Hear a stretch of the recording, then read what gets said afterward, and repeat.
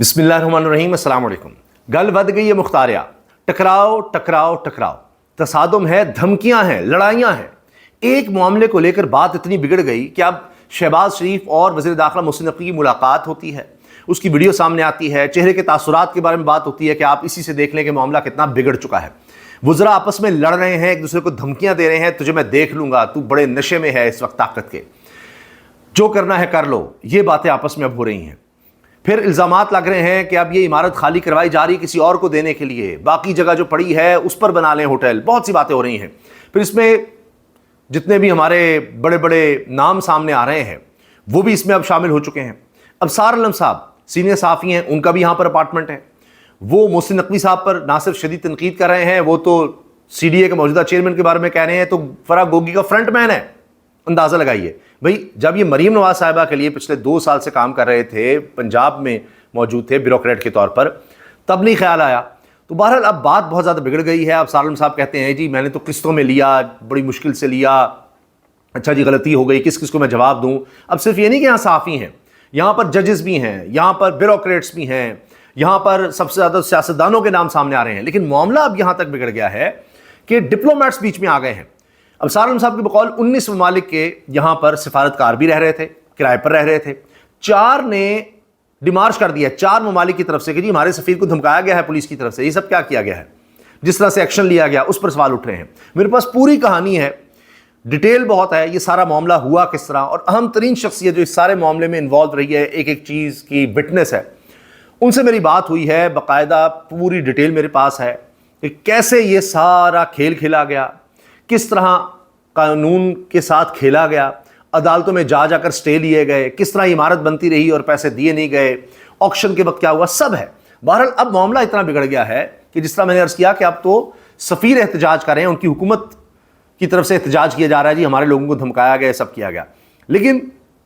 जो कुछ 2 वज़ीरों के दरमियान हुआ है उस पर अदील राजा साफ़ी हैं, उन्होंने रिपोर्ट किया है। वो कहते हैं जी 1 कॉन्स्टिट्यूशन एवेन्यू के मामले पर इस वक्त इस्लामाबाद में एक ताकतवर वज़ीर ताकत के नशे में जा चुका है, और इस वज़ीर साहब ने इस होटल को बनाना है, किसी बंदे को देना है, और डील बड़ी डॉलरों में होनी है, बड़ा पैसा है इसमें, और फिर सारा मामला अब अशराफिया का है। इस मामले में एक वफाकी वज़ीर अब बीच में आ गए हैं। उन्होंने कहा हमने बड़े बड़े ताकतवर लोग देखे हैं, ना कर इस तरह, तू बाद में रोएगा, जब ताकत चली जाती है तो बुरा हाल हो जाता है, मुंह छुपाने की जगह नहीं मिलेगी, तूने लड़ना है तो लड़ ले। अब ये गुफ्तगू हो रही है, और इसमें दूसरा वजीर कहता है जो करना है कर ले भाई। ये सारा कुछ हो रहा है।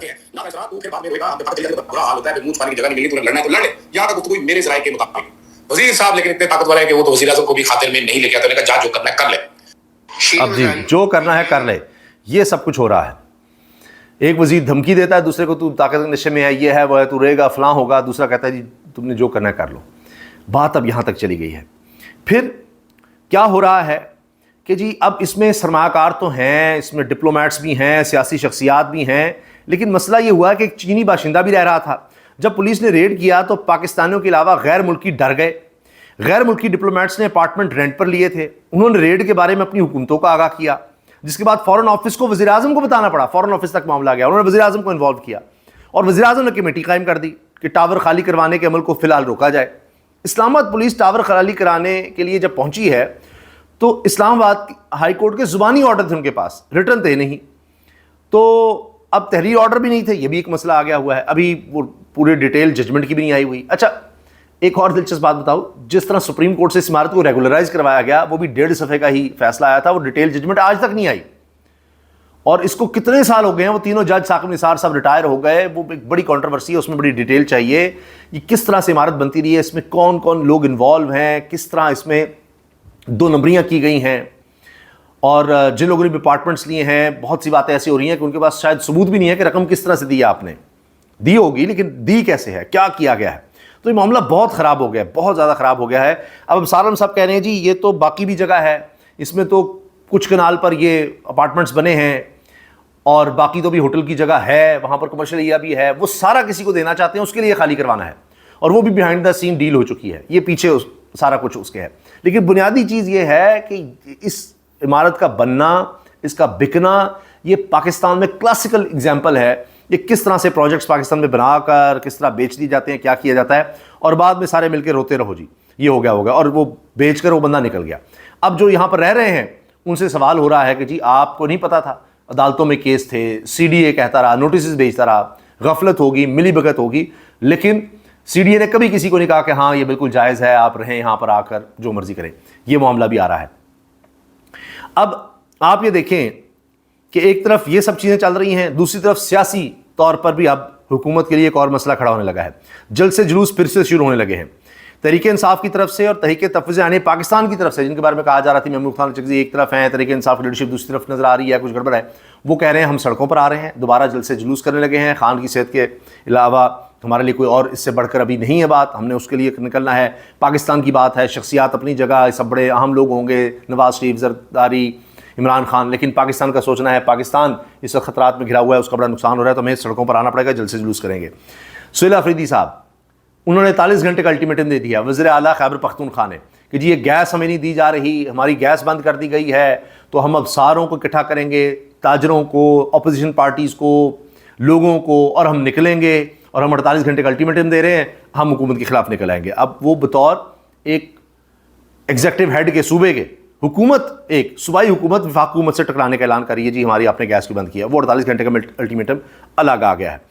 اچھا، اب یہ سب کچھ جب ہو رہا ہے تو اس میں ابصار عالم صاحب سے سب سے زیادہ سوال اس لیے ہو رہے ہیں کہ جی ان کا اپنا اپارٹمنٹ ہے اور اس پر ویڈیو بھی وہ بنا رہے ہیں، اور وہ کہہ رہے ہیں کہ جی میں نے کیا اس میں غلط کیا، اور لوگ بھی اس میں سارے شامل ہیں، تو اس لیے اب وہ سی ڈی اے کو بھی مورد الزام ٹھہرا رہے ہیں، وہ وزیر داخلہ کو بھی، محسن نقوی کو بھی مورد الزام ٹھہرا رہے ہیں، وہ پیچھے ڈیلز کی بات کرتے ہیں، جی کسی کو دینا ہے، یہ کرنا ہے، وہ کرنا ہے، وہ اس طرح کی باتیں کر رہے ہیں۔ اس میں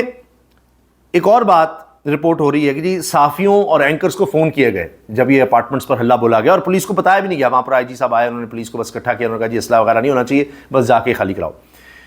اب صحافیوں اور اینکرز کو جب کالیں گئی نا لوگوں کی، کیونکہ اس میں بڑے طاقتور لوگ، اشرافیہ کے لوگ تھے، تو پھر جواب یہ آیا صحافیوں اور اینکرز کی طرف سے کہ جی اب کہاں رپورٹنگ رہی، کہاں اب کوئی جرنلزم رہا، اب چھوڑ دیں آپ، اب ہم ابھی کچھ نہیں کر سکتے، جو فیصلے ہو جائیں وہ ہو جائیں، یہ اب سب کچھ کہا جا رہا ہے۔ اچھا، اب اس میں صحافی بھی صرف رپورٹ تو کر رہے ہیں اور یہ کہہ رہے ہیں کہ جی دیکھیں غریبوں کی بستیاں اجاڑی گئیں، اب امیروں کی بات آئی تو کس طرح سے ہو رہا ہے، اور یہ بات فیکٹ ہے، جو بھی آپ کہہ لیں کہ یہ بات تو آپ دیکھیں نا، کیونکہ اس میں ڈپلومیٹس آ گئے، سیاستدان آ گئے، بیوروکریٹس آ گئے، بڑے بڑے لوگ آ گئے، تو یہ ہائی لائٹ ہو گیا، اور اس کے حوالے سے اب دیکھیں وزراء میں ٹکراؤ، حکومت کا کس طرح سے ہو رہا ہے، میڈیا میں کس طرح سے ہو رہا ہے، لیکن وہ عام بستیوں کے لیے کچھ بھی نہیں۔ تو اب میں نے آپ کو خبر دے دی ہوئی ہے کہ سی ڈی اے نے ان کے خلاف بھی فی الحال روک دیا ہے کہ جی ہوگا تو سب کے خلاف ہوگا، ورنہ پھر روک دیتے ہیں، کیونکہ یہ تو صرف بے عزتی ہے کہ جی امیروں کے خلاف آپ نہیں کر رہے، غریبوں کے خلاف کر رہے ہیں۔ تو یہ جناب اس وقت لیٹسٹ اپڈیٹس ہیں، اس چیز نے کافی بگاڑ پیدا کر دی ہے اسلام آباد میں، اس کے علاوہ اور کوئی خبر نہیں ہے، لیکن میں کوشش کروں گا، کیونکہ اس میں بہت ڈیٹیل میرے پاس ہے ایک ایک چیز کی، کہ سارا قصہ کیا ہے جس نے پورے اسلام آباد کو ہلا کر رکھ دیا ہوا ہے، یہ جاننا بہت ضروری ہے، اور اسی سے ساری سمجھ آئے گی کہ پاکستان کے ساتھ ہوتا کیا ہے، مافیا ہوتا کیا ہے، اور وہ کس طرح سے کام کرتا ہے، اس کے پیچھے ساری کہانی ہے۔ انشاءاللہ اگلی ویڈیو میں کوشش کریں گے وہ ساری آپ کے سامنے رکھیں۔ اللہ حافظ۔